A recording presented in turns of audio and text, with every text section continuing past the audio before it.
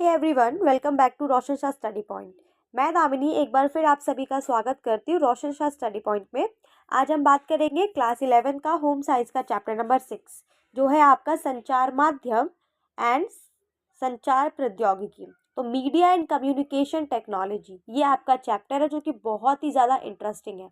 ये पूरा का पूरा जो चैप्टर है वो आपका डेली बेस्ड है। मतलब आज इस चैप्टर में आप लोग समझेंगे कि आजकल जो भी आप संचार के माध्यमों का प्रयोग करते हैं, टेलीविज़न देखते हैं, कोई अगर फ़ोन यूज़ कर रहा है, न्यूज़पेपर पढ़ रहा है, कोई बुक पढ़ रहा है, तो किस तरीके से ये आपको नॉलेज देते हैं, किस तरीके से अपने विचारों की अभिव्यक्ति करते हैं, किस तरीके से आपको अपने विचारों को आदान प्रदान करने में सहायता करते हैं।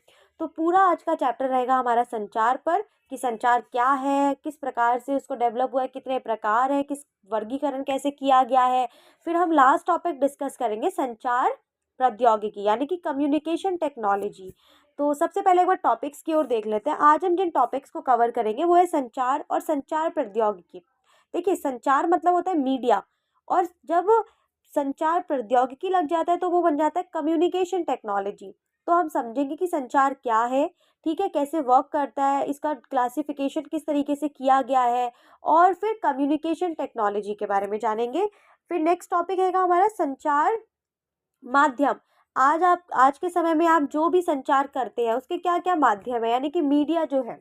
इसके अलावा संचार प्रौद्योगिकी, लास्ट टॉपिक रहेगा हमारा कम्युनिकेशन टेक्नोलॉजी, की कैसे ये डेवलप हुआ, किस तरीके से वर्क करती है। तो इन 3 टॉपिक पे आज हम मुख्यतः फोकस करने वाले हैं।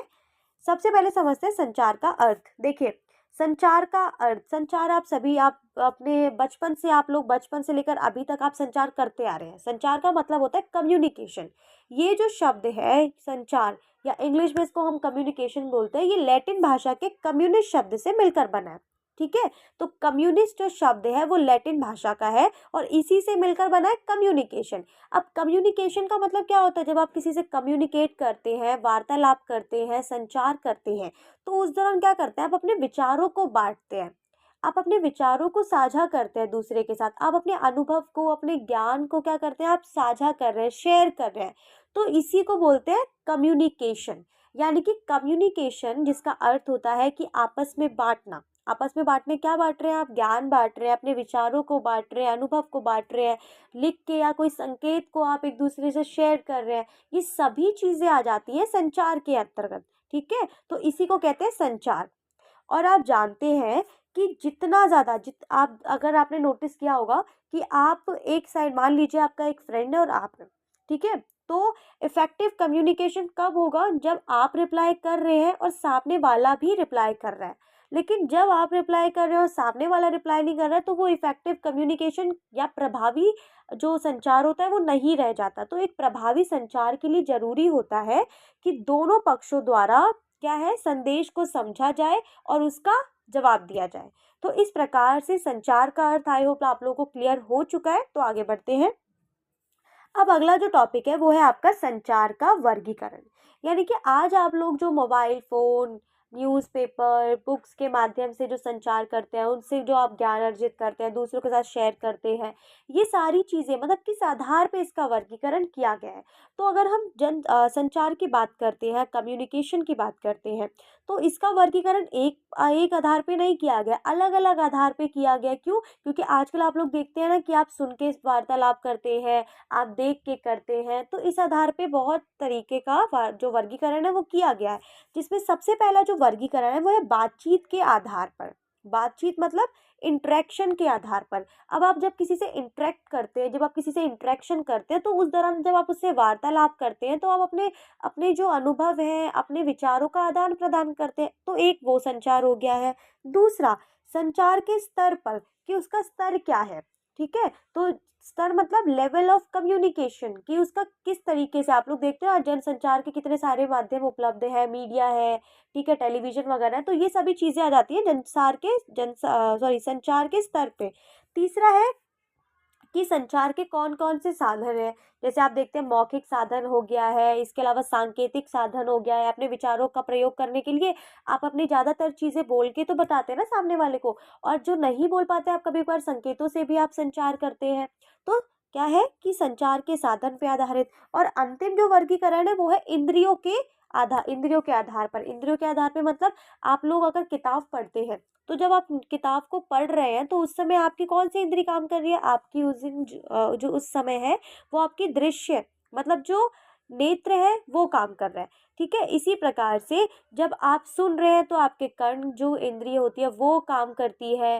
तो इसी प्रकार से इंद्रियों के आधार पर भी हम संचार का वर्गीकरण कर सकते हैं। अब एक एक के ऊपर विस्तार से चर्चा करते हैं। देखिए, संचार का वर्गीकरण अगर हम बात करें तो उसमें पहला ही जो प्रकार था वो था बातचीत के आधार पर।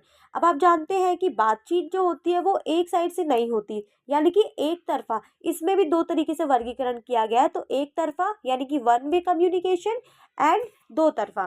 ठीक है, तो इसमें क्या होता है, एक तरफा जो होता है इसमें व्यक्ति जानकारी को प्राप्त करता है। ठीक है, जानकारी प्राप्त करता है। आप कहीं सुनने गए हैं, ठीक है, मान लीजिए कोई लेक्चर या कोई टीवी देख रहे हैं, कोई भाषण सुन रहे हैं, तो उस दौरान केवल आप सुनने गए हैं, आपको नॉलेज मिल रही है। ठीक है, आपको ज्ञान प्राप्त हो रहा है, आपको जानकारी मिल रही है, लेकिन वहां पे आप किसी को बोल नहीं पा रहे हैं कुछ। ठीक है, आप किसी से वार्तालाप नहीं कर पा रहे हैं, तो वो क्या हो जाएगा, एक तरफा। जहां पे हम जानकारी प्राप्त करते हैं लेकिन अपने विचारों का आदान प्रदान नहीं करते। ठीक है, तो आपको याद रखना है, जहां हम केवल जानकारी प्रदान करते हैं और अपने विचारों का आदान प्रदान नहीं कर पाते हैं, उस संचार को कहते हैं एक तरफा, वन वे कम्युनिकेशन। ठीक है, आप लोगों ने देखा होगा टीवी, जब आप टीवी देखते हैं तो आप केवल जानकारी लेते हैं, आप विचार तो नहीं व्यक्त करते अपने, आप अपने विचारों का आदान प्रदान तो नहीं करते। इसी प्रकार से जब संगीत सुनते हैं, भाषण सुनते हैं, इंटरनेट पर कुछ जानकारी ढूंढते हैं, तो ये सभी के सभी जो उदाहरण है वो आते हैं एक तरफा कम्युनिकेशन के अंतर्गत। अब जो दूसरा है वो है आपका दो तरफा कम्युनिकेशन, यानी कि टू वे कम्युनिकेशन। अब टू वे से समझ में आ गया है आपको कि जहाँ पे दो जो संचार है वो दो व्यक्तियों के बीच में हो रहा है। ठीक है, जब दो व्यक्तियों के बीच में संचार हो रहा है तो उससे क्या होगा, उससे विचारों का आदान प्रदान भी होगा। ठीक है, विचारों का, जानकारी का, भावना का, अनुभवों का आदान प्रदान होगा। तो इसका उदाहरण हम देख लेते हैं, वो है फोन। आप जब किसी से फ़ोन पे बात करते हैं, तो आप फ़ोन पे अपनी सूचनाओं का, अपनी जानकारी का, अपने अनुभव का, अपने विचारों का आदान-प्रदान करते हैं। क्यों? क्योंकि आप तो बात कर रहे हैं, साथ ही साथ जिससे आप बात कर रहे हैं, वो भी आपको आंसर कर रहा है। इसी प्रकार से जब आप व्हाट्सएप पे चैट करते हैं, तो आपने देखा होगा आप चैट तो ऐसे किसी को नहीं कर देते हैं, आप उसी से करेंगे बात जो आपको रिप्लाई कर रहा है, तो वो क्या हो जाएगा, वो हो जाएगा टू वे कम्युनिकेशन।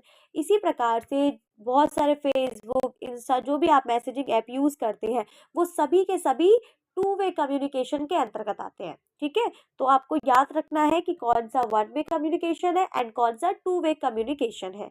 तो ये हो गया हमारा संचार का जो बातचीत के आधार पे वर्गीकरण था। अब दूसरा जो वर्गीकरण है वो है आपका कि संचार के स्तर पे। अब स्तर का मतलब क्या होता है कि आप देखते हैं कि समूह संचार है, जन संचार है, पारंपरिक संचार है या अंतर्वैयक्तिक संचार है। ये सभी के सभी क्या है, ये सभी के सभी जो संचार के स्तर को निर्धारित करते हैं। तो सबसे पहला आ जाता है इसमें अंतर्व्यक्तित्व संचार। ठीक है, अंतर्व्यक्ति मतलब इंटरपर्सनल कम्युनिकेशन।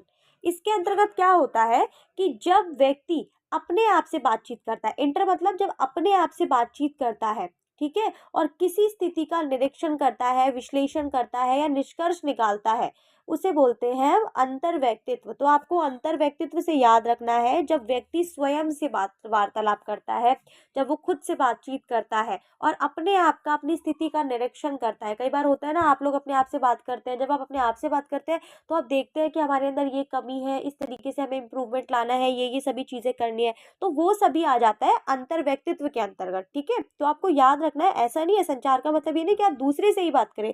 संचार का मतलब होता है कि आप खुद से भी अगर बात कर रहे हैं तो वो भी संचार माना जाएगा। क्यों? क्योंकि आप अपने ही अनुभवों का, अपने ही विचारों का खुद के साथ आदान प्रदान कर रहे हैं, अपना निरीक्षण कर रहे हैं आप। ठीक है, दूसरा है पारंपरिक संचार। पारंपरिक मतलब पारंपरिक नहीं, पारस्परिक। तो पारस्परिक का मतलब है इंटरपर्सनल कम्युनिकेशन। जब दो व्यक्ति आमने सामने बैठकर अपने विचारों को बोलकर, अपने हाव भाव के द्वारा या फिर लिख के, ये शारीरिक गतिविधि के द्वारा जब अपने विचारों का वो आदान प्रदान करते हैं, तो उसे बोलते हैं पारस्परिक। पारस्परिक का मतलब होता है आपस में।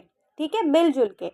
तो जब दो व्यक्ति आपस में बैठ के अपने विचारों का आदान प्रदान करते हैं उसे कहते हैं पारस्परिक। इसी के साथ तीसरा है समूह संचार। अब आपको नाम से क्लियर है, कई बार आपके कॉलेज में स्कूल में बोला जाता है ना, टीचर बोलते हैं कि आप लोग ग्रुप में डिस्कशन कीजिए। ग्रुप में डिस्कशन मतलब कि आप लोग सभी समूह में बैठ के संचार कीजिए अपने अनुभवों को। कोई टॉपिक दे दिया जाएगा, आपको बोला जाएगा कि ठीक है आपको इस पे अपने विचारों को व्यक्त करना है। तो वो क्या हो जाएगा, वो भी आपका एक संचार हो जाएगा। क्यों? क्योंकि आप सूचनाओं को ले रहे हैं, सूचनाओं को दे रहे हैं, तो वो आदान प्रदान हो रहा है। और जहाँ भी सूचनाओं का आदान प्रदान होता है वो एक संचार ही बन जाता है। इसी प्रकार से समूह संचार, जिसे हम बोलते हैं ग्रुप कम्युनिकेशन, ठीक है, तो वो भी एक संचार का माध्यम है। जनसंचार, आप जानते हैं जनसंचार मतलब जो मास कम्युनिकेशन है। आज तकनीकी उन्नति के कारण हम विचार, जानकारी आदि एक समय में अधिक लोगों तक पहुंचा सकते हैं। आपने देखा होगा ना, न्यूज़ चैनल हो गया है, न्यूज़पेपर हो गया है, वो एक ही न्यूज़पेपर कितने सारे लोगों को जानकारी दे रहा है, कितने सारे लोगों को वो नॉलेज दे रहा है, ठीक है। तो एक ही टाइम में वो कितने सभी लोगों को जानकारी दे रहा है, ठीक है। इसे हम बोलते हैं जनसंचार। जनसंचार मतलब जन मतलब लोग, और संचार मतलब जो कम्युनिकेशन है, जो वार्तालाप हो रहा है, जो आदान प्रदान हो रहा है। तो एक समय में जब अधिक से अधिक लोगों को, ठीक है, विचार और जानकारी दी जाती है, ठीक है, तो उसे बोलते हैं जनसंचार। आजकल आप लोग देखते हैं कि अखबार हो गया है, पत्रिकाएं हो गई है, टेलीविजन, रेडियो, ये सभी के सभी क्या है, ये जनसंचार के माध्यम है। क्यों? क्योंकि ये सभी आपको आज मतलब एक समय में बहुत बड़े लेवल पे आपको जानकारी दे रहे हैं, विचार आपको प्रकट कर रहे हैं, ठीक है।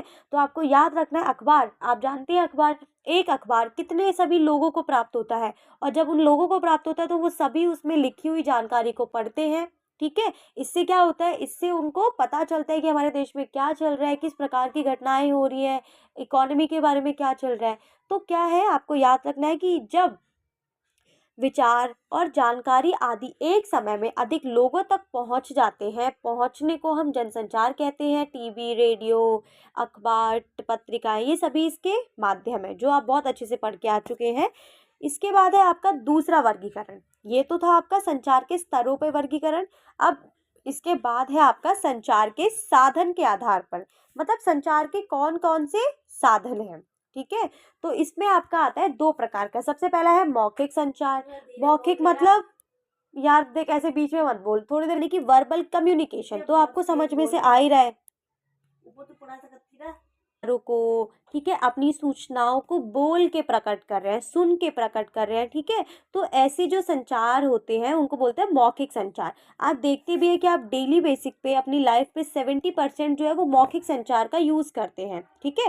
क्यों? क्योंकि आप अपने विचारों को बोल के, सुन के या फिर जोर से पढ़ के ही हम वो करते हैं। तो ये क्या हो गया, ये आता है, ये सभी है जो है वो मौखिक संचार के अंतर्गत आते हैं। दूसरा है सांकेतिक संचार। सांकेतिक मतलब जो नॉन वर्बल कम्युनिकेशन होता है। अब नॉन वर्बल में क्या होता है कि आप अपने हाव भाव से, आँख के संपर्क से, पहनावे से, या सांकेतिक भाषा यानी कुछ ऐसी साइन लैंग्वेज होती है, उसके माध्यम से अपने विचारों का आदान प्रदान करते हैं, ठीक है। तो आपको याद रखना है कि संचार के साधनों की अगर हम बात करें तो आपके पास दो साधन है, एक है वर्बल कम्युनिकेशन, दूसरा है नॉन वर्बल कम्युनिकेशन। वर्बल में आप लोग बोल के, सुन के, जोर से पढ़ के आदि अपने विचारों को प्रकट करते हैं, और 70% लोग इसी का ही यूज़ करते हैं। वहीं नॉन वर्बल कम्युनिकेशन में आप अपने इम्प्रेशन से, आप अपनी आंखों के संपर्क से, अपने पहनावे से, अपनी साइन लैंग्वेज के माध्यम से अपने विचारों का संचार करते हैं, ठीक है। तो ये दो हो गए हैं। अब जो तीसरा है वो है इंद्रियों के आधार पे। आपने देखा होगा ना, आप न्यूज़पेपर पढ़ते हैं, क्या आप न्यूज़पेपर तभी तो पढ़ पाते हैं ना जब आपकी नेत्र जो इंद्रिय है वो काम कर रही है। आप सुन पाते हैं, आप सुन तो तभी पाते हैं जब आपकी कर्ण इंद्रिय काम कर रही है। तो इसी प्रकार से हम इंद्रियों के आधार पे भी क्या कर सकते हैं, संचार का वर्गीकरण कर सकते हैं। अब इंद्रियों के आधार पे आपने देखा है कि हम सुन सकते हैं और देख के ही हम संचार कर सकते हैं, ठीक है। तो पहला है कि श्रव्य। श्रव्य मतलब ऑडियो, सुनकर। तो ऐसे संचार, ऐसे आदान जो सूचनाएं होती है जिनको हम सुन के प्राप्त करते हैं, इसके अंतर्गत क्या आता है, इसके अंतर्गत रेडियो, फोन, रिकॉर्डिंग, इन सभी को सुन के ही तो आप अपने विचारों को वो कर पाते हैं ना। और अगर याद रखिए, जब आप सुनकर किसी चीज़ को सुन रहे हैं, जैसे आप रेडियो पे कुछ सुन रहे हैं, आप फ़ोन पे कुछ सुन रहे हैं, आप रिकॉर्डिंग सुन रहे हैं अपने लेक्चर की, तो उसका केवल 20 से 25 तक ही जो परसेंट होता है वो आपको याद रहता है, बाकी चीज़ें नहीं याद रहती। आपने नोटिस भी किया होगा, आप कभी कभार क्लास में क्या होता है कि आपने बहुत अच्छे से सुना, ठीक है, आपने सुना जो आपके टीचर ने कहा, आपने कॉलेज में जो आपने पढ़ाया कि आपको वो पूरा याद है। धीरे धीरे करके क्या हो जाएगा, वो आपको ना 20 से 25 या 30% तक ही वो याद रहेगा। क्यों? क्योंकि सुनने से क्या होता है, चीज़ें याद तो रहती है लेकिन पूरी तरीके से नहीं याद रहती। तो क्या होता है कि जब भी हम सुन के कोई जानकारी प्राप्त करते हैं, कोई सूचना प्राप्त करते हैं, तो वो केवल और केवल 20 से 25 या 30% तक ही हमारे माइंड में रहती है। अब श्रव्य, सॉरी, दृश्य। दृश्य मतलब आप न्यूज़पेपर पढ़ते हैं तो देख के ही पढ़ते हैं, आप किताबें पढ़ते हैं, आप पोस्टर कहीं आस-पास पढ़ते हैं, तो वो सभी क्या है, वहाँ पे आपकी नेत्र इंद्रिय, जो इंद्रिय है वो काम कर रही है। उसके माध्यम से आपको सूचना प्राप्त हो रही है, इसीलिए उसे बोलते हैं दृश्य, यानी कि विज़ुअल, जिसको आप देख कर नॉलेज को ले सकते हैं, ठीक है? तो इसके माध्यम से भी आप कर सकते हैं। लेकिन जो चीज़ आप देखते हैं, कई बार होता है ना कि आप देख के, बोला जाता है कि चित्रों के माध्यम से जल्दी समझा जाता है, लेकिन उसके माध्यम से भी आप कुछ बहुत सारी चीज़ें आपने पूरे दिन में देखी, ठीक है? लेकिन उसका केवल और केवल 30 से 35% ही आपको याद रहता है, ठीक है? तो आपको याद रखना है कि जब श्रव्य है तो 20 से 30 तक देख कर, दृश्य के माध्यम से कोई इन्फॉर्मेशन कलेक्ट करते हैं, तो उसका केवल 30 to 35% ही आपके माइंड में सेव रहता है, ठीक है? उसके बाद आता है दृश्य और श्रव्य। देखिए बहुत इंपॉर्टेंट है ये चीज़। कई बार क्या होता है कि आप लोग देखते भी हैं और सुनते भी हैं, वो चीज़ आपको लंबे समय तक याद रहती है। क्यों? क्योंकि आपकी वहाँ पे 2 इंद्रिय काम कर रही हैं। कभी बोलते भी है ना कि जब भी कोई काम करो तो फ़ोकस्ड होके करो। इसका मतलब ही यही होता है कि जब आप सभी इंद्रियों को एक स्थान पे लगा के आप काम करते हैं, तो वो चीज़ आपको बहुत अच्छा फल देती है, एक लंबे समय तक आपको याद रहता है और आपको ज़्यादा एफर्ट्स करने नहीं पड़ते। इसीलिए अगर आप लोग पढ़ते भी हैं, तो याद रखिए कि आप लोग दृश्य और श्रव्य जो इंद्रिय है, उसका तो विशेषकर उपयोग करें, क्योंकि जब उसका आप उपयोग करेंगे, आप कोई चीज़ अगर पढ़ रहे हैं, तो उसको देखिए, उसको बोलिए, ताकि उसकी जो आवाज़ है, उसकी जो साउंड है, वो आपके कानों तक जाए और वो आपको लंबे समय तक याद रहे, ठीक है? तो क्या है कि दृश्य श्रव्य जो है वो कई बार याद, जैसे आपने टेलीविज़न पे कुछ देखते हो, आप वीडियो देखते हो, इंटरनेट पे बहुत सारी चीज़ें आप लोग देखते हो, ठीक है? वो क्या होता है, वो आपको लंबे समय तक याद रहता है। क्यों? क्योंकि आपका माइंड जो है, वो दृश्य और श्रव्य का जो उससे जो मिला हुआ जो ज्ञान होता है, वो जल्दी कलेक्ट कर पाता है और लंबे समय तक। तो इसीलिए ज़रूरी होता है कि आप किसी भी नॉलेज को, किसी भी इन्फॉर्मेशन को जब आप कलेक्ट करें, तो वहाँ उस समय आप उसको देखें, सुनें, ताकि वो आपको लंबे समय तक याद रहे। इसीलिए एक जो जिसका वो हुआ, उसमें पता चला कि 50%, जब कोई भी चीज़ आप देखते सुनते हैं, तो आपको 50% तक वो याद रहती है, ठीक है? और आपने देखा भी होगा, टेलीविज़न पे आप कुछ देख रहे हैं, वो आपको 4-4, 1-1 हफ्ते तक याद रहता है। वहीं आप एक केवल पढ़ रहे हैं, आपने एक पेपर पढ़ा या आपने अपने एक बुक का एक कोई भी एक चैप्टर पढ़ा, वो आपको इतने लंबे समय तक याद नहीं रहेगा जितना आपको टेलीविज़न पे, वीडियो पे देखी हुई चीज़ें लंबे समय तक याद रहेंगी। इसीलिए कोशिश करिए कि जब भी आप लोग पढ़ने बैठें, आपका ये फ़र्ज़ बनता है कि आपकी दृश्य इंद्रिय, यानी कि कर्ण इंद्रिय, आपको और सुनाई दे, प्रॉपर दिखाई दे, तभी आप अच्छे से उस चीज़ को याद कर पाएँगे और लंबे समय तक उसको स्टोर कर पाएँगे अपने माइंड में।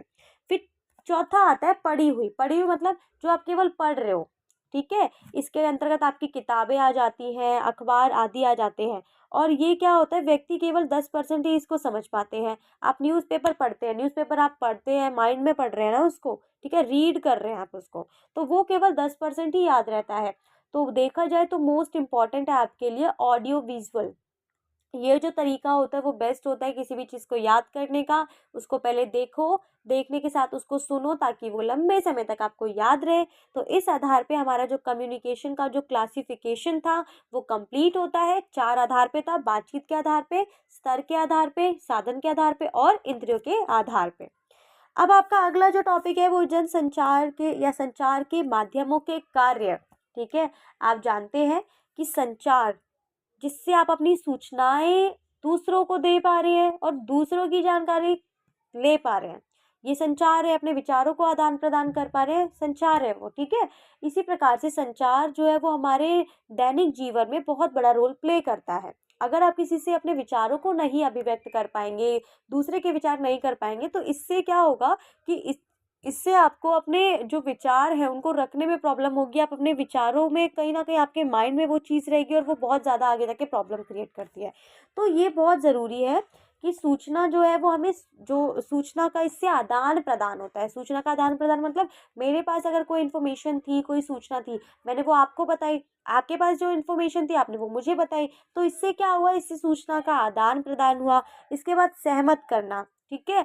आप जब अपने विचारों को व्यक्त कर रहे हैं, किसी ने आपको कुछ बोला, जब आप अपने विचारों को व्यक्त करते हैं कि इस तरीके से आपने उसको जानकारी दी, तो सामने वाले को आप सहमत कर पाते हैं कि हाँ ठीक है, आप ठीक है, आपने अपने अपने विचार रखे जो कि बिल्कुल सही है, तो सामने वाला क्या हो जाएगा, सहमत हो जाएगा आपकी बात से। मनोरंजन के लिए आप जानते हैं कि संचार, आजकल आप लोग देखते हैं कि कितनी सारी चीज़ें जो हैं वो संचार में आती हैं। आपने किताबें पढ़ी, न्यूज़पेपर पढ़ा, टेलीविज़न आप लोग देखते हो, बेस्ट एग्जाम्पल है टेलीविज़न। तो टेलीविज़न से आपका मनोरंजन हो रहा है ना, ठीक है। तो टेलीविज़न जो है या बहुत सारे वीडियोज़ आप लोग देखते हैं, तो ये सभी चीज़ें क्या है, ये आपका मनोरंजन कर रही हैं। इसके अलावा व्याख्या करने में बहुत हेल्प करता है, होता है इंटरप्रिटेशन। जैसे कोई चीज़ बहुत ज़्यादा जटिल है, मुश्किल है, ठीक है, तो मीडिया क्या करेगी, उसको उसको जो अपने श्रोता हैं या जो अपने दर्शक हैं, उनको वो बहुत आसान बनाकर आपको प्रस्तुत करेगी, ठीक है। आपने देखा होगा ना, कई चीज़ें अगर आप लोग, आज आप टेलीविज़न क्यों देखते हैं, आप न्यूज़पेपर भी पढ़ सकते हैं, आप कोई मैगज़ीन भी पढ़ सकते हैं। तो टेलीविज़न देखने का मेन पर्पज़ क्या होता है कि वहाँ पे हमें जो वो सूचना दे रहे हैं ना, वो बहुत ही आसान तरीके से दे रहे हैं, ठीक है। वहीं आप न्यूज़पेपर पढ़ेंगे तो न्यूज़पेपर में कुछ ऐसे टेक्निकल वर्ड आ जाते हैं जिनको समझने में आपको परेशानी होती है। तो क्या होता है कि संचार जो है वो हमें व्याख्या करके वो बताता है। इसके अलावा आप बता सकते हैं मूल्यों का, जो मूल्य होते हैं उनका संप्रेषण करता है, ठीक है। तो मूल्यों का संप्रेषण मतलब, ये कहाँ गया, मूल्यों का संप्रेषण है आपका शिक्षा का विकास, ठीक है। तो आप जानते हैं शिक्षा का विकास बोल सकते हैं आप लोग, या फिर शिक्षण अथवा प्रशिक्षण, ठीक है। तो क्योंकि आप जानते हैं कि स्थानीय समस्याओं पर ध्यान केंद्रित करने के लिए स्थानीय भाषाओं द्वारा उपयुक्त जो संचार के माध्यम होते हैं, उनकी सहायता से ही शिक्षण अथवा प्रशिक्षण दिया जाता है। इसके अंतर्गत ऑडियो, कैसेट, वीडियो द्वारा शिक्षण दिया जाता है। इसके अलावा आप लोग बता सकते हैं कि व्यवहारिक परिवर्तन लाना, विकास, अभिव्यक्ति का माध्यम, ये सभी के सभी जो संचार के कार्य हैं, ठीक है। और भी आप इसमें ऐड कर सकते हैं कुछ, आप मुझे कमेंट बॉक्स में बताइए। अगला जो टॉपिक है वो है आपका संचार माध्यम का वर्गीकरण। हमने पहले पढ़ा था संचार का वर्गीकरण, अब है संचार माध्यम, यानी कि जो मीडिया है, ठीक है, उसका क्लासिफिकेशन किस आधार पे किया गया है, वो 3 आधार पे किया गया है। देखिए सबसे पहला है प्रिंट मीडिया। प्रिंट मीडिया मतलब जिसको, जो चीज़ आपको प्रिंट में प्रोवाइड की जा रही है, जैसे आप देख सकते हैं कि आप लोग जो समाचार, जो न्यूज़पेपर पढ़ते हैं वो प्रिंट ही तो होता है, ठीक है, क्योंकि उसपे कागज़ और स्याही का प्रयोग होता है। इसके अलावा जो आप किताबें पढ़ते हैं, जो आप मैगज़ीन्स पढ़ते हैं, जो आप न्यूज़पेपर सॉरी एडवर्टीज़मेंट जो आप देखते हैं ना, विज्ञापन लगे होते हैं, वे सभी के सभी क्या हैं, वो प्रिंट मीडिया के अंतर्गत आते हैं। फिर आता है आपका non print media. Non print media मतलब जो प्रिंट नहीं है, ठीक है। इसके अंतर्गत वे सामग्री आती हैं जिसके प्रदर्शन के लिए किसी उपकरण जैसे प्रोजेक्टर, कंप्यूटर, प्लेयर आदि की आवश्यकता होती है। फिर आता है आपका इलेक्ट्रॉनिक मीडिया। इलेक्ट्रॉनिक मीडिया जो है वो एक ऐसी मीडिया है जो बिजली या बैटरी से चलने वाली होती है, ठीक है, इन सामग्रियों से आती है। इसमें भी आप बता सकते हैं कि रेडियो हो गया है, ऑडियो टेप हो गया है, कंप्यूटर, कैलकुलेटर, टेलीविज़न, ये सभी के सभी क्या है, ये सभी इलेक्ट्रॉनिक मीडिया ही तो है। क्यों, क्योंकि इनके अंतर्गत क्या है, बिजली या जो बैटरी से चलने वाली सामग्री ही तो है। आप अगर रेडियो की बात करें तो रेडियो में भी आप देखते हैं कैसेट होता है, उसमें बहुत सारे कुछ ऐसे इलेक्ट्रॉनिक पार्ट होते हैं। इसी के साथ ऑडियो टेप अगर आप लोग कुछ सुनते हैं तो एक ऑडियो टेप रिकॉर्डर अलग से भी आता है। कंप्यूटर में आप देखते हैं इलेक्ट्रॉनिक पार्ट होते हैं। तो इस प्रकार से क्या है कि इलेक्ट्रॉनिक मीडिया के अंतर्गत वे सभी चीज़ें आ जाती हैं जो किसी बिजली या बैटरी से चलती हैं, ठीक है। तो इस आधार पर जो मीडिया है उसका वर्गीकरण किया गया है। तो सबसे पहला है print media, non print media and electronic media, ठीक है। तो आजकल आप जो न्यूज़पेपर, आप बुक रीडिंग करते हैं, आप कुछ सुनते हैं, तो आप मुझे बताइए कि किसके अंतर्गत आएगा। फिर आपका नेक्स्ट टॉपिक है कि पारंपरिक संचार के माध्यम। देखिए पारंपरिक अगर हम संचार की बात करें तो आप सभी जानते हैं कि पारंपरिक मतलब जो परंपरा से हम संचार करते आ रहे हैं, ठीक है। कठपुतलियों के माध्यम से आपको सूचनाएं दी जाती थी। आज भी आप लोग देखेंगे तो बहुत सारी ऐसी चीज़ें हैं जो आपको पहले क्या आता था कि उनको कठपुतलियों के माध्यम से व्यक्त किया जाता था। लोक नृत्य के माध्यम से आपको सूचनाएं दी जाती थी, ठीक है। लोक रंगमंच, आप लोग देखते हैं कि आज भी आप लोग जो रामायण है या बहुत सारे ऐसे नाटक हैं जिनको करने का मुख्य उद्देश्य क्या होता है कि लोगों को इन्फॉर्मेशन दी जाए, ठीक है, उनको सूचनाएं दी जाए या उनको जानकारी दी जाए किसी विषय पे। आजकल आप लोग देखते हैं नुक्कड़ नाटक का बहुत ज़्यादा प्रचलन है। नुक्कड़ नाटक का अगर देखोगे तो उनका कोई ना कोई टॉपिक होता है, ठीक है। उस टॉपिक पे वो लोग वो एक्ट करते हैं। फिर एक्ट के बाद क्या होता है कि वो उससे हम उस एक्ट से वो लोग हमें एक सीख देते हैं कि आपको ऐसा करना चाहिए, तो उससे भी तो हमें इन्फॉर्मेशन मिल रही है ना। इसी के साथ मौखिक साहित्य, मौखिक साहित्य आप लोग देखते ही हैं। और अनुष्ठान और प्रतीक, ये सभी के सभी जो संचार हैं वो पारंपरिक संचार के अंतर्गत आते हैं। फिर आपका अगला टॉपिक है आधुनिक संचार। आधुनिक संचार मतलब वर्तमान समय में कौन कौन से ऐसी चीजें हैं जिससे आप संचार प्राप्त कर पाते हैं। है वीडियो, वीडियो के माध्यम से भी आप लोग देखते हैं ना कि आप बहुत सारी नॉलेज ले पाते हैं, आपको सूचनाएं मिलती है। उपग्रह टेलीविजन, ठीक है, इसके माध्यम से मुद्रण, माध्यम से मुद्रण मतलब आप लोग जो आज न्यूज़पेपर पढ़ रहे हैं वो किसके कारण पॉसिबल है, वो प्रिंटिंग कारण के कारण ही तो पॉसिबल हो पाया है। तो मुद्रण माध्यम से आप लोग संचार कर सकते हैं, अपने विचारों को अभिव्यक्त कर सकते हैं और सामने वाले जो भी राइटर ने पब्लिश किया उसके विचारों को पढ़ सकते हैं। इसी के साथ फिल्म के माध्यम से आप देखते हैं कि हर एक टॉपिक पे आजकल फिल्म आ रही है, वो अपने विचारों को अभिव्यक्त करते हैं। इसके अलावा है ऑडियो कैसेट, ये सभी के सभी जो संचार हैं वो संचार आधुनिक संचार के साधन माने जाते हैं। फिर है आपका संचार की प्रक्रिया के मूलभूत तत्व। आप जानते हैं जब आप किसी से कम्युनिकेट करते हैं, कम्युनिकेशन करते हैं, नहीं होता है कि केवल आप ही हैं, ठीक है। आप तो संप्रेषण हो गए। संप्रेषण मतलब आप देखते हैं कि आप तो सामने वाले से बात कर रहे हैं, सामने वाला भी तो होना चाहिए ना। तो इसी प्रकार से संचार की जो पूरी प्रक्रिया होती है, जो पूरा उसका प्रोसेस होता है, उसमें ना कुछ मूलभूत तत्व होते हैं, ठीक है। जैसे पहला जो शब्द है वो है संप्रेषण, संदेश, माध्यम, प्राप्त कर और स्रोत। तो इस आधार पे ये 5 जो शब्द हैं, ये 5 जो तत्व हैं, वो संचार प्रक्रिया के मूलभूत तत्व माने जाते हैं। तो जो संप्रेषण है जिसे हम स्रोत कहते हैं। अब देखिए स्रोत क्या होता है, स्रोत मतलब सोर्स। तो सोर्स वह व्यक्ति है जो संचार की प्रक्रिया को शुरू करता है, संचार की प्रक्रिया को शुरू करता है, संदेश भेजता है। अगर आप दो लोग आपस में बात कर रहे हैं तो आपने तो स्टार्टिंग की होगी ना, तो जो व्यक्ति संचार की प्रक्रिया को शुरू करता है और संदेश भेजता है उसे बोलते हैं हम सोर्स। फिर आता है आपका दूसरा संदेश। संदेश मतलब मैसेज, कि ये संप्रेषक जो होता है यानी कि कम्युनिकेटर जो होता है उसके द्वारा दी जाने वाली जो जानकारी होती है या जो विचार होता है या जो सामग्री होती है उसे बोलते हैं हम संदेश, ठीक है। संदेश का मतलब आप समझ ही रहे हैं, संदेश मतलब मैसेज, की क्या मैसेज देना है, क्या जानकारी देनी है, क्या विचार देना है, तो वो हो जाएगा मैसेज। उसके बाद क्या होता है माध्यम। माध्यम को आप चैनल भी बोल सकते हैं। तो चैनल जो है या चैनल मतलब वह माध्यम या उपकरण होता है। उपकरण मतलब आप किसी उपकरण के थ्रू दे रहे हैं, किसी के थ्रू, अगर आप व्हाट्सएप पे कर रहे हैं, अगर आप लेटर भिजवा रहे हैं, ठीक है, तो अलग अलग क्या हो गया, ये माध्यम हो गया है जिसके द्वारा से सूचनाओं प्राप्त हो रही है। इसके अलावा प्राप्तकर्ता, प्राप्तकर्ता का मतलब होता है रिसीवर, कि वह व्यक्ति या समूह या फिर जन साधारण जिसको संदेश जो है वो पहुंचाना है, ठीक है। रिसीवर मतलब जिसको संदेश पहुंचाना है। फिर आता है आपका लास्ट जो है वो है संचार का प्रभाव या प्राप्तकर्ता की प्रतिक्रिया, यानी कि effectiveness of communication of feedback from receiver. तो जो रिसीवर है वो क्या फीडबैक देता है, ठीक है, इफेक्टिव कम्युनिकेशन का। तो लास्ट में वही आता है कि वो किस तरीके से उस पर पहुंचा, उसने क्या प्रतिक्रिया दी, क्या फीडबैक दिया, इसके बारे में। तो ये सभी के सभी जो तत्व हैं वो संचार की प्रक्रिया के मूलभूत तत्व जो है वो माने जाते हैं।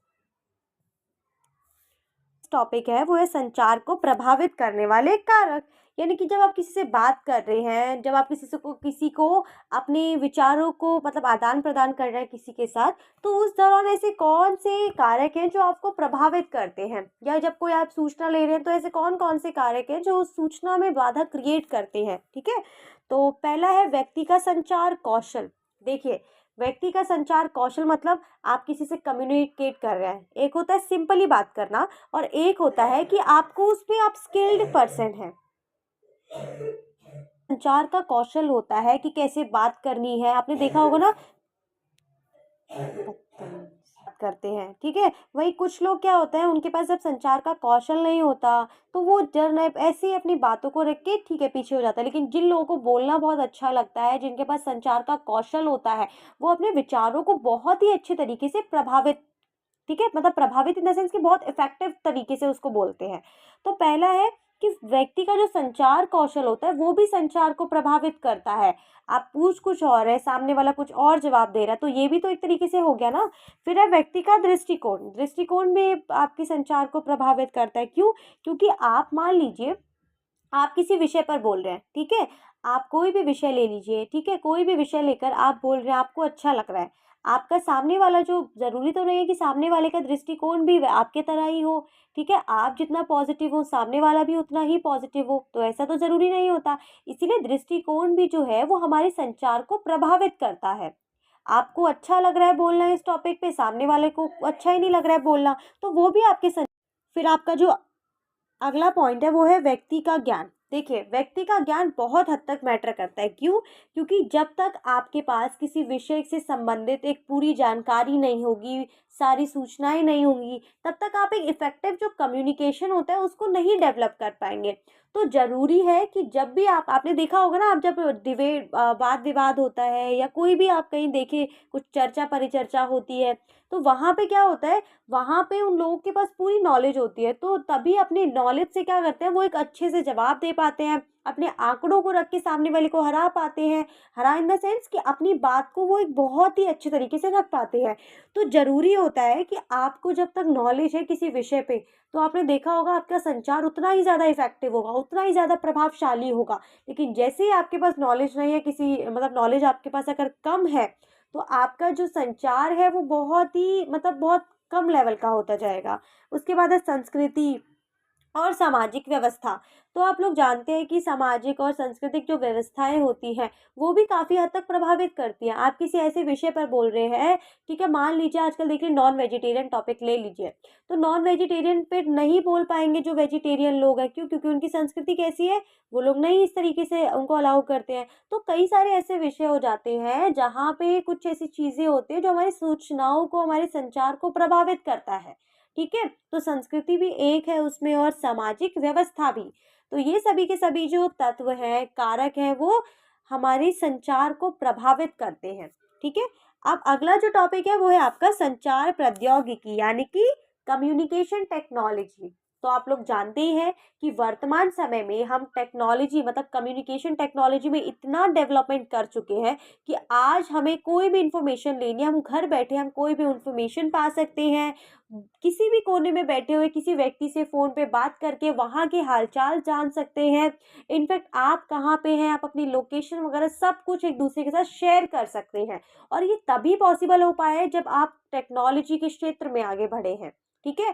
तो टेक्नोलॉजी जो है वो बहुत इम्पोर्टेंट होती है, चाहे वो किसी कम्युनिकेशन फ़ील्ड में है या वो एग्रीकल्चर है या वो इकोनॉमिक है या फिर सोशल है, पॉलिटिकल है या फिर वो चाहे वो वोट के संबंध में या इलेक्शन के संबंध में ही क्यों ना हो।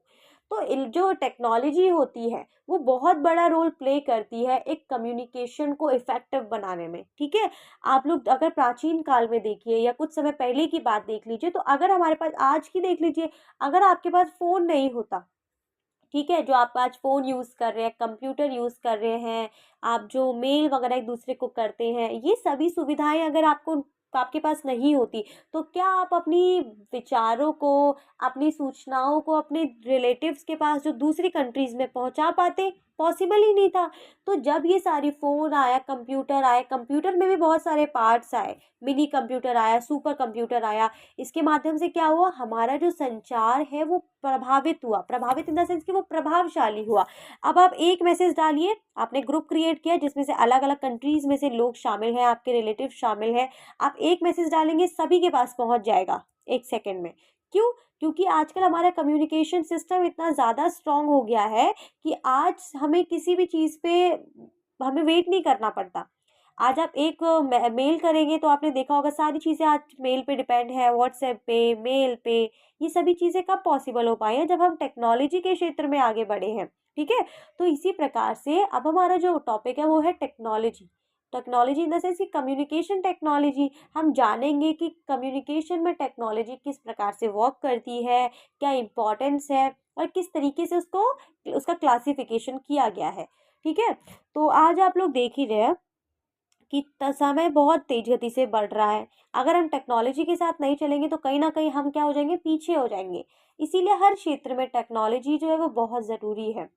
तो संचार प्रौद्योगिकी, देखिए कम्युनिकेशन टेक्नोलॉजी, संचार मतलब आप समझ चुके हैं कि सूचनाओं का आदान प्रदान। अब टेक्नोलॉजी को समझना है तो इन दोनों का मतलब समझिए सबसे पहले कि संचार प्रौद्योगिकी का अभिप्राय है उन सभी तकनीकों से, उन सभी टेक्नोलॉजी से जिनसे हम सूचनाओं का प्रबंधन करते हैं।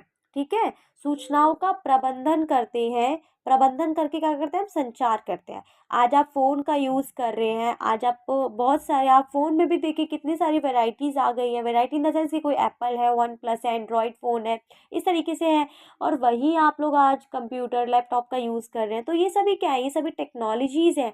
और इन टेक्नोलॉजीज़ से हमें क्या हो रहा है, हमें सूचनाओं का प्रबंधन कर सकते हैं। प्रबंधन यानी कि मैनेजमेंट कर सकते हैं इनका, कि कैसे हमें किस समय किसको देनी है सूचना, कितने लोगों को तक पहुंचानी है, किस प्रकार की सूचनाएं देनी है। तो ये सभी जो प्रबंधन हम करते हैं उसे बोलते हैं संचार। ठीक है, संचार प्रौद्योगिकी। तो communication, communication technology refer to all technologies use to handle information and aid communication. ठीक है, तो संचार प्रौद्योगिकी जो है वो एक ऐसी तकनीक है जिनसे हम सूचनाओं का प्रबंधन करते हैं। ठीक है, और उन सूचनाओं को विभिन्न विभिन्न देशों में या फिर अपने यूज़ में उसको लगाते हैं।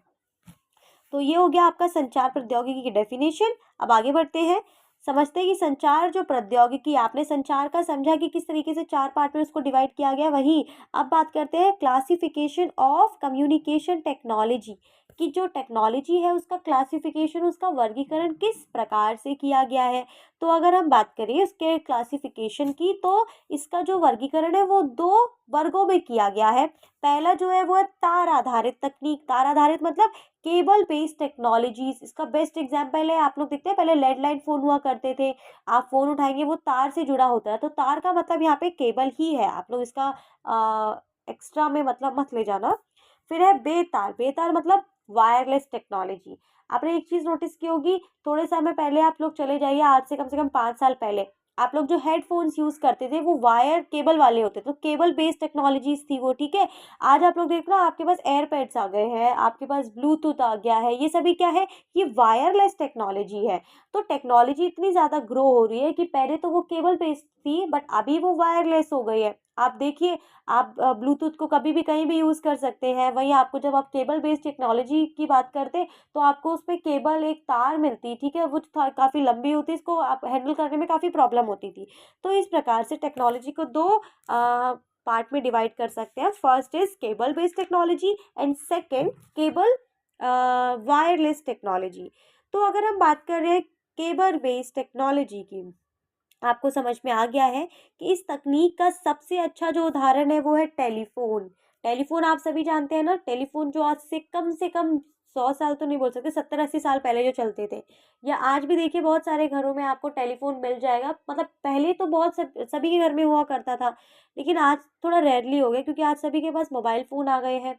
ठीक है, मोबाइल फ़ोन पे सभी काम हो जाते हैं। बट पहले क्या होता था, टेलीफोन हुआ करता था। टेलीफोन में ना एक वायर होती थी, जब तक वो वायर टेलीफोन से जुड़ी है तब तक ठीक था, ठीक काम कर रहा है। बट जैसे ही उस वायर को चूहे ने काट लिया, गलती से वो टूट गई, वहीं से जो कनेक्ट, जो आप वाईफाई जो आपको वो मिल रहा था, किसी से बात कर रहे थे, वो कनेक्ट कट हो जाएगा। ठीक है, तो इस तकनीक का सबसे अच्छा उदाहरण मैंने आपको बताया क्या है, टेलीफोन है, यानी कि लैंडलाइन फ़ोन जिसे हम इंग्लिश में बोलते हैं, जिससे बातचीत तार के माध्यम से होती है।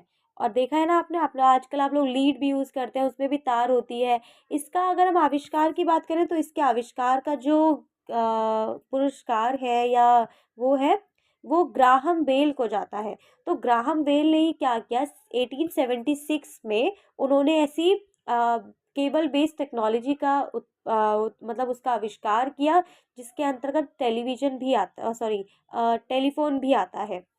और इसे हिंदी में हम कहते हैं दूरभाष। अब दूरभाष मतलब दूर का मतलब होता है दूर से होने वाली, और भाष मतलब वार्तालाप। तो जो दूर से होने वाली बातचीत होती है उसको बोलते हैं दूरभाष। दूरभाष किससे निकला है? टेलीफोन से। और टेलीफोन को ये बोलते हैं लैंडलाइन, जिसका आविष्कार किया था ग्राहम बेल ने 1876 में। तो इस तरीके से आपको याद रखना है। अब अगला टॉपिक है बेतार तकनीक। बेतार मतलब जो वायरलेस है। वायरलेस मतलब जिसमें किसी प्रकार की कोई तार नहीं है। और इसका बेस्ट एग्जाम्पल है रेडियो और टेलीविज़न। आप लोग देखते हैं ना कि रेडियो और टेलीविज़न कितना ज़्यादा प्रभावी तरीके से आपको सूचनाएं जो है वो प्रदान करता है, जानकारी प्रदान करता है। और उसमें तो कोई वायर भी नहीं है, ठीक है, उसमें तो कोई केबल भी नहीं है। तो इसीलिए केबल वायरलेस जो टेक्नोलॉजीज़ है उसका बेस्ट एग्जाम्पल है रेडियो और टेलीविज़न, ठीक है। तो इसके अंतर्गत क्या आता है, ये तकनीक के सबसे पुराने उदाहरण है रेडियो। रेडियो की अगर हम बात करें तो रेडियो का जो आविष्कार था, देखिए रेडियो पे विस्तार से चर्चा कर लेते हैं। बहुत ही इंपॉर्टेंट टॉपिक है, बहुत ही इंटरेस्टिंग है। आपको पता तो होना चाहिए ना आपके घर में रेडियो है, टेलीविजन है, किसका आविष्कार किसने किया था, कब हुआ, भारत में टेक्नोलॉजी कैसे आई, ठीक है, और इसका यूज़ सबसे पहले किस तरीके से किया जा रहा था। तो जानना बहुत इंपॉर्टेंट होता है, क्योंकि आप बोलते हैं ना नॉलेज जहाँ से भी मिले आपको बस ले लेनी चाहिए। और जब आपको अपने रेगुलर मतलब दैनिक जीवन से संबंधित अगर कोई जानकारी मिलती है तो आपका फ़र्ज़ बनता है कि आप जितना ज़्यादा हो सके ना जानकारी को, ज्ञान को आप लेते जाएँ। ज्ञान कभी बुरा नहीं होता, ठीक है? तो जितनी ज़्यादा आपके पास नॉलेज होगी आप उतनी ही ज़्यादा एक एलिजिबल, एक योग्य व्यक्ति बनेंगे, एक समझदार व्यक्ति बनेंगे, एक सभ्य व्यक्ति बनेंगे, और समाज में उतना ही ज़्यादा आपका जो पद है वो बढ़ता जाएगा। तो रेडियो की हम बात कर रहे थे। देखिए रेडियो का आविष्कार जो है वो सबसे पहले हुआ था 1895 में। 1895 में इसका आविष्कार हुआ। अब वो आविष्कार हो गया इसका, ठीक है। तो रेडियो का जो आविष्कार है आपको याद रखना है कि 1895 में हुआ था, लेकिन बाजार में आते आते इसे काफ़ी समय लग गया, ठीक है। बट क्या हुआ, आविष्कार तो हो गया था, बट आपको तो पता ही है कि ज़रूरी तो नहीं होता, पार्ट्स वगैरह भी तो होते हैं, बहुत सारी चीज़ें ऐसी हैं जो रेयरली मिलती हैं। तो जब उसका आविष्कार हुआ तो काफ़ी समय बाद जो है वो ये बाजार में आया। अब क्या हुआ कि जब 1917 आया, अब जब आप जानते हैं कि 1970 क्या था, एक ऐसा टाइम था जब वर्ल्ड वॉर फर्स्ट जारी था। तो 1917 से पहले विश्व युद्ध के समय रेडियो से जुड़ी सभी तरीके की जो तकनीक थी और जो पेटेंट को रिस्ट्रिक्ट कर दिया गया था, यानी कि रोक दिया गया था। तो आप इस तरीके से बोल सकते हैं कि 1917 में क्या हुआ कि जो रेडियो था उसपे उसको प्रतिबंधित कर दिया गया। क्यों? क्योंकि आप लोग जानते हैं कि विश्व युद्ध चल रहा था, और उस दौरान क्या था कि रेडियो के माध्यम से अपनी सूचनाओं का आदान प्रदान कर पाते। तो अगर एक देश का दूसरे देश के साथ कोई विरोध होता और अगर वो कहीं अपना अलायंस बनाना चाहता, तो इससे क्या होता, इससे वो सूचनाओं का आदान प्रदान कर सकता था। उनके पास कितनी बड़ी आर्मी है, कितनी बड़ी फोर्स है, ये सभी की सूचनाएं वो दे सकता था। इसलिए अमेरिका ने क्या किया, इसको प्रतिबंधित कर दिया। अब 1919 में दोबारा इसका जन्म हुआ। दोबारा जन्म मतलब दोबारा से आया, दोबारा से इसकी शुरुआत हुई 1919 में, ठीक है। 1919 तक तो ये विश्व में रहा, ठीक है, इसकी शुरुआत हुई। जब उसके बाद क्या हुआ, अब इंडिया की बात कर लेते हैं। देखिए इंडिया में 1977 से कंप्यूटर का वो हुआ।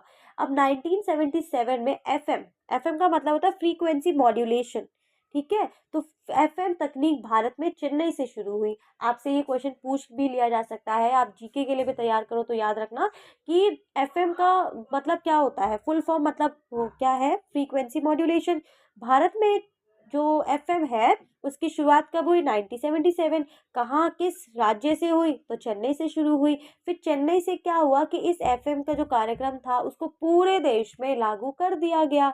तो इस तरीके से छोटी सी स्टोरी थी हमारी रेडियो के बारे में, जो आपकी सुन के आपको बहुत अच्छी लगी होगी। अब अगली बात कर लेते हैं टेलीविज़न, क्योंकि हमारा टेलीविज़न भी बहुत ज़्यादा इंपॉर्टेंट है, क्योंकि ये भी एक वायरलेस टेक्नोलॉजी है, ठीक है। तो अगर हम टेलीविज़न की बात करते हैं, देखिए टेलीविज़न तो तुम लोगों की लाइफ से बहुत अच्छे से जुड़ा भी होगा, क्योंकि डेली लाइफ में हम टेलीविज़न पे आने वाली कितनी सारी मूवीज़ देखते हैं, कितने सारे शो देखते हैं। तो टेलीविज़न के बारे में तो जानकारी होना आपके लिए बहुत ज़रूरी है। और आप लोग एक चीज़ याद रखिए, आप जो चीज़ भी अपने आस-पास देखते हैं ना, आपको उस चीज़ के बारे में इन्फॉर्मेशन होनी चाहिए।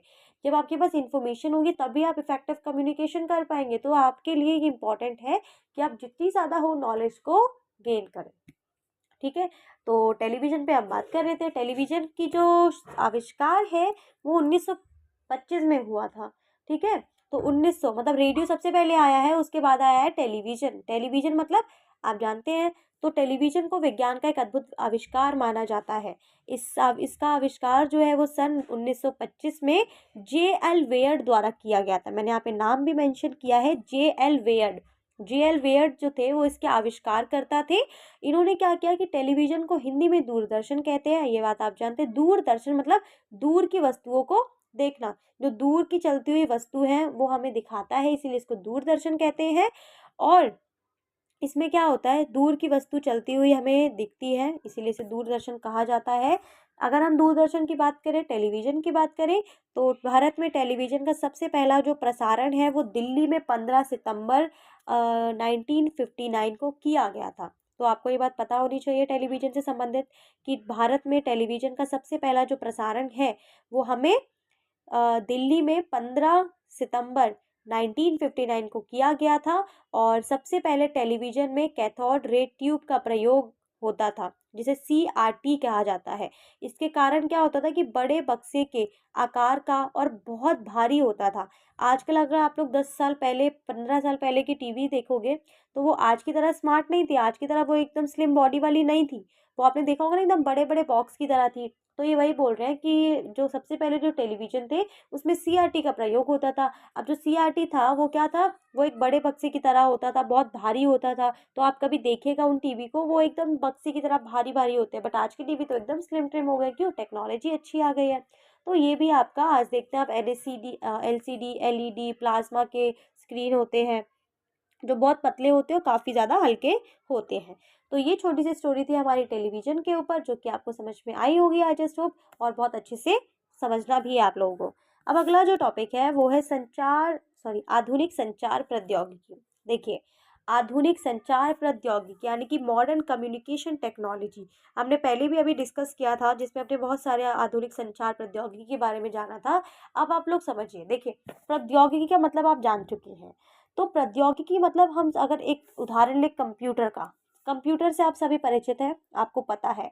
तो क्या आप लोगों ने जाना कि कंप्यूटर में भी अलग अलग वेराइटीज़ होती है, जैसे सुपर कंप्यूटर है, मिनी कंप्यूटर है, मेन फ्रेम कंप्यूटर है, माइक्रो कंप्यूटर है, डेस्कटॉप कंप्यूटर है। देखिए, ये सभी की सभी जो वैरायटी है वो कंप्यूटर की है। तो क्या आप इमेजिन कर सकते हैं कि एक टेक्नोलॉजी, मतलब टेक्नोलॉजी तो समय के साथ बदलती रहती है, तो टेक्नोलॉजी ने इतना परिवर्तन कर दिया कि कंप्यूटर के इतने सारे भाई बहन बना दिए, जिसका है super computer, mini computer, main frame, micro, desktop.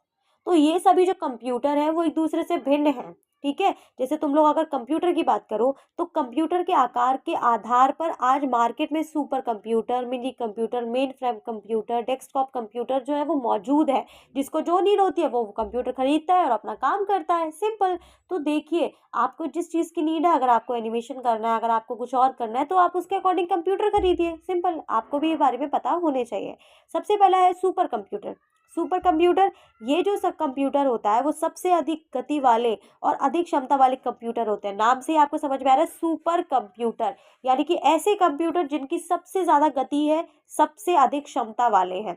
इनमें एक से अधिक CPU लगाए जाते हैं और एक से अधिक व्यक्ति के साथ ये कार्य भी कर सकते हैं। सुपर कंप्यूटर का आकार में थोड़े बड़े होते हैं और काफ़ी ज़्यादा महंगे होते हैं। तो जैसा इसका नाम सुपर है, वैसे इसका दाम भी सुपर है, ठीक है। उसके बाद है मिनी कंप्यूटर। मिनी कंप्यूटर यानी कि छोटा मोटा कंप्यूटर, आप जानते हैं, नाम ही इसका लग रहा है मिनी। तो ये जो कंप्यूटर होते हैं वो कंप्यूटर से कम गति और क्षमता वाले होते हैं। नाम मिनी है तो इनका काम भी मिनी है, यानी कि इनकी जो गति है, जो क्षमता है, वो भी सुपर कंप्यूटर से काफ़ी ज़्यादा कम है। इनमें CPU एक से अधिक हो सकते हैं। इनका प्रयोग जो है वो बैंकिंग कार्यों में किया जाता है। तो बैंकिंग कार्यों में, ट्रांसपोर्ट में, या जो आरक्षण प्रणाली है उस क्षेत्र में इसका काम किया जाता है। तो आप लोग जब भी बैंक जाएं तो याद रखना, देख के आना कि मिनी कंप्यूटर दिखता कैसा है। फिर आता है मेन फ्रेम कंप्यूटर। अब ये जो मेन फ्रेम कंप्यूटर है, ये मिनी कंप्यूटर से कुछ अधिक गति वाले और क्षमता वाले होते हैं। तो सबसे पहले सुपर, सबसे ज़्यादा पावरफुल, उससे छोटा मिनी, जो बेचारा थोड़ा सा कम है। फिर आता है मेन फ्रेम, जो मिनी से थोड़ा सा बेटर है, अधिक गति है जिसकी। तो ये आकार में क्या होता है, थोड़ा सा बड़ा होता है। इनमें डाटा जो होता है वो तीव्रता से प्रोसेस करता है, ठीक है। डाटा मतलब जो आप आजकल देखते हैं ना, हर किसी का अपना एक डाटा है। तो डाटा जो होता है वो तीव्रता यानी कि बहुत फास्टली प्रोसेस करता है। और यही कारण है कि इनकी उपयोग बड़ी कंपनियां, सरकारी विभाग, बैंक आदि में किया जाता है। क्योंकि सरकारी विभाग अगर बात कर रहे हैं, कंपनियों की बात करें, तो वहाँ पे डाटा जो होता है वो बहुत बड़ी मात्रा में होता है, ठीक है। डाटा को बहुत तीव्र गति से प्रोसेस करना जो है वो एक बहुत इंपॉर्टेंट और बहुत बड़ा काम है। इसीलिए यहाँ इसका सरकारी जो ऑफिस होते हैं, बैंक हो गया है, बड़ी बड़ी कंपनियों में इसका उपयोग किया जाता है, क्योंकि वहाँ पे डाटा की बहुत बड़ी वो होता है, ठीक है। फिर आता है माइक्रो। माइक्रो कंप्यूटर जो है वो माइक्रो मतलब माइक्रो कंप्यूटर में माइक्रो प्रोसेसर, जो माइक्रो प्रोसेसर होता है उसका प्रयोग किया जाता है। ये आकार में छोटे दिखते हैं और ये जो कंप्यूटर होते हैं वो सभी प्रकार के कार्य कर सकते हैं। इनकी जो कार्य प्रणाली होती है वो भी लगभग बड़े कंप्यूटर जैसी ही होती है। इनके छोटे आकार के कारण क्या होता है, इन्हें हम अपने बैग में भी ले जा सकते हैं, इसलिए इनको कहा गया है माइक्रो कंप्यूटर, यानी कि जो छोटे होते हैं बट सभी काम कर सकते हैं। इनका जो प्रोसेसर होता है इसमें माइक्रो प्रोसेसर का यूज़ किया जाता है और सामान्यतः एक ही व्यक्ति इस पर कार्य कर सकता है।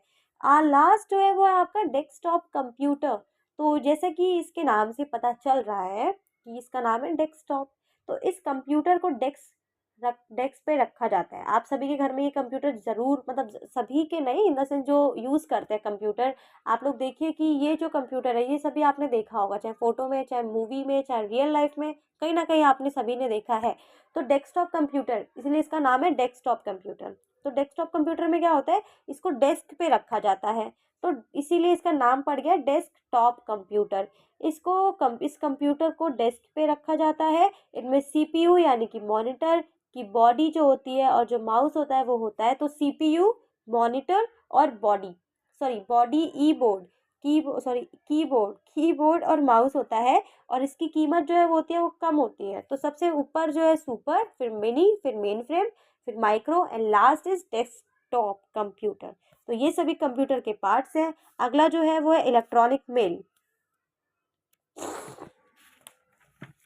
तो आप इलेक्ट्रॉनिक मतलब आई और मेल, तो इसको आप शॉर्ट में बोलते हैं ईमेल। कहीं बोलते हैं ना आप लोग, आप मुझे ईमेल कर दीजिएगा ये तैयार करके, टीचर आपको प्रोजेक्ट बोलते हैं, आप बोलते हैं कि आप मुझे ईमेल कर दीजिए। ईमेल मतलब इलेक्ट्रॉनिक मेल। तो ईमेल का यूज़ ना आजकल सबसे ज़्यादा होने वाली सेवा है। ईमेल एक ऐसा इलेक्ट्रॉनिक संदेश होता है, इलेक्ट्रॉनिक मैसेज होता है, जो किसी नेटवर्क से जुड़े विभिन्न कंप्यूटर के बीच भेजा जा सकता है और भेजने वाला जो है, जिसको भेज रहा है, वो प्राप्त कर सकता है, ठीक है। इसके बाद आता है वीडियो टेक्स्ट। वीडियो टेक्स्ट मतलब टेलीफोन नेटवर्क या केबल सिस्टम के माध्यम से घर के टीवी सेट तक वीडियो टेक्स्ट जो होता है वो पहुंचाया जाता है। फिर है आपका कॉन्फ्रेंसिंग का मतलब आपको पता है कि कॉन्फ्रेंस में लेना। कॉन्फ्रेंस मतलब 3-4 व्यक्तियों को आप कॉन्फ्रेंस पे ले रहे हैं। तो टेली कॉन्फ्रेंसिंग जो है वो समूह संचार का, जिसको बोलते हैं ग्रुप कम्युनिकेशन का एक तरीका है। आप मान लीजिए आप 7-8 लोग बैठे हैं एक मीटिंग में, आप 2-3 लोगों को और टेली कॉन्फ्रेंसिंग के थ्रू आप उनको अपनी मीटिंग का एक हिस्सा बना रहे हैं, जिसमें दूर बैठे जो लोग होते हैं वो एक साथ मीटिंग कर सकते हैं। जिन्हें आपस में मिलने के लिए यात्रा करनी पड़ती है उससे वो बच सकते हैं। सिंपल सी बात है। संचार उपग्रह यानी कि सैटेलाइट कम्युनिकेशन। तो संचार उपग्रह वे उपग्रह होते हैं, ठीक है, जिन्हें अंतरिक्ष के दूर संचार के प्रयोजन के लिए तैनात किया जाता है। आप जानते हैं ना कि आजकल कितने सारे सैटेलाइट्स हैं, ठीक है। अब क्या होता है कि उन सैटेलाइट से क्या होता है, ऐसे ही वो उपग्रह होते हैं जिन्हें अंतरिक्ष के दूर संचार के लिए, दूर संचार मतलब अंतरिक्ष से जो दूर संचार है उसके प्रयोजन के लिए उन्हें तैनात किया जाता है। अब इसमें भी आप देख सकते हैं कि विभिन्न उपग्रह सेवाएं जो आज हमें उपलब्ध होती हैं, जिसमें पहली है उपग्रह इंटरनेट का उपयोग, सैटेलाइट इंटरनेट एक्सेस, इसके अलावा satellite phone, satellite radio, satellite television, satellite navigation. तो इस प्रकार से सभी जो ये उपग्रह हैं वो हमें डेली लाइफ में काफ़ी ज़्यादा, आप नेट यूज़ करते हैं, आप देखिए कभी एक सैटेलाइट रेडियो भी है, तो ये सभी की सभी जो चीज़ें हैं वो सैटेलाइट से चलती हैं, ठीक है। तो इस तरीके से है। लास्ट आप लोग बता सकते हैं ब्लूटूथ। तो जो ब्लूटूथ है वो भी एक प्रकार का टेक्नोलॉजी, कम्युनिकेशन टेक्नोलॉजी के अंतर्गत ही आता है। तो ये सभी के सभी क्या है, ये हमने बात की थी जो बेतार वाली, बेतार मतलब जिसके अंदर तार नहीं है, जो वायरलेस टेक्नोलॉजी है, वो सभी है। तो इस तरीके से हमारा पूरा चैप्टर कवर होता है। आई जस्ट होप तुम लोगों को बहुत अच्छे से क्लियर हुआ। मैंने अपने पूरे एफर्ट्स दिए हैं। मुझे बताना कि किस तरीके से मैंने एक्सप्लेन किया है, कौन सा टॉपिक तुम्हें अच्छा लगा है, और साथ ही साथ स्क्रीनशॉट भी